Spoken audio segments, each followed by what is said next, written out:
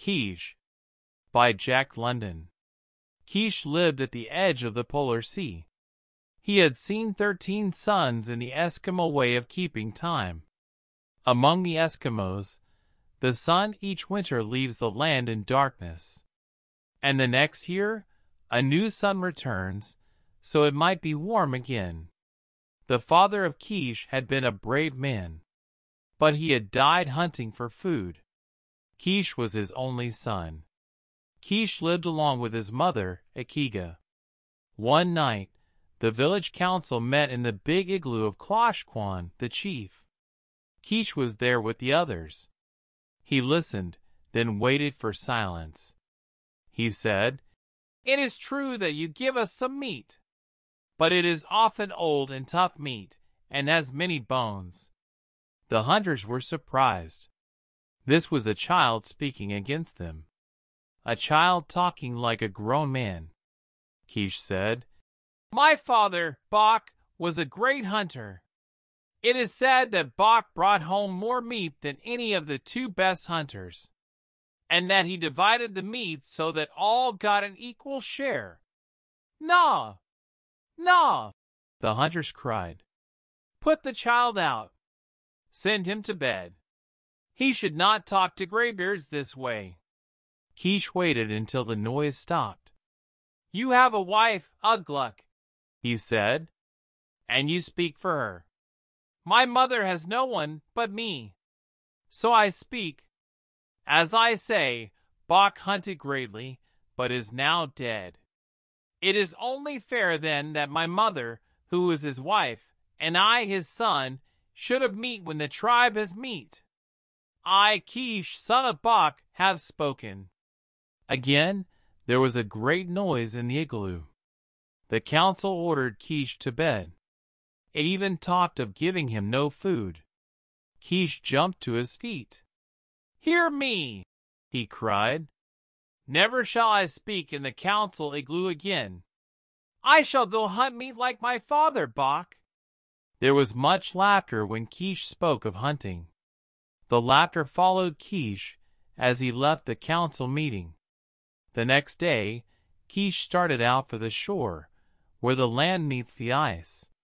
Those who watched saw that he carried his bow and many arrows. Across his shoulder was his father's big hunting spear. Again there was laughter. One day passed, then a second. On the 3rd day, a great wind blew. There was no sign of Keesh. His mother, Akiga, put burned seal oil on her face to show her sorrow. The women shouted at their men for letting the little boy go. The men made no answer, but got ready to search for the body of Keesh. Early next morning, Keesh walked into the village. Across his shoulders was fresh meat. "Go you men, with dogs and sleds. Follow my footsteps. Travel for a day," he said. "There is much meat on the ice. A she-bear and her 2 cubs." His mother was very happy. Keesh, trying to be a man, said to her, "Come, Akiga, let us eat, and after that I shall sleep, for I am tired." There was much talk after Keesh went to his igloo. The killing of a bear was dangerous, but it was 3 times more dangerous to kill a mother bear with cubs.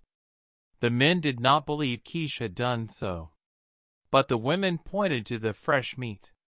At last, the men agreed to go for the meat that was left, but they were not very happy. One said that even if Keesh had killed the bear, he probably had not cut the meat into pieces. But when the men arrived, they found that Keesh had not only killed the bear, but had also cut it into pieces, just like a grown hunter. So began the mystery of Keesh. On his next trip, he killed a young bear, and on the following trip, a large male bear and its mate. Then there was talk of magic and witchcraft in the village. "He hunts with evil spirits," said one. "Maybe his father's spirit hunts with him," said another. Keesh continued to bring meat to the village. Some people thought he was a great hunter. There was talk of making him chief after old Kloshkwan. They waited, hoping he would come to council meetings. But he never came. "I would like to build an igloo," Keesh said one day, "but I have no time. My job is hunting. So it would be just if the men and women of the village who eat my meat build my igloo." And the igloo was built. It was even bigger than the igloo of the chief Kloshkwan. One day, Ugluk talked to Keesh. "It is said that you hunt with evil spirits and they help you kill the bear. Is not the meat good?" Keesh answered, "Has anyone in the village yet become sick after eating it? How do you know evil spirits are with me? Or do you say it because I am a good hunter?" Ugluk had no answer. The council sat up late talking about Keesh and the meat. They decided to spy on him. On Keesh's next trip, 2 young hunters, Bim and Bound, followed him. After 5 days, they returned. The council met to hear their story. "Brothers," Bim said, "we followed Keesh, and he did not see us. The first day, he came to a great bear. Keesh shouted at the bear loudly. The bear saw him and became angry. It rose high on its legs and growled. But Keesh walked up to it. We saw it," Bound, the other hunter, said. The bear began to run toward Keesh. Keesh ran away, but as he ran, he dropped a little round ball on the ice. The bear stopped and smelled the ball, then ate it. Keesh continued to run, dropping more balls on the ice. The bear followed and ate the balls. The council members listened to every word. Bim continued the story.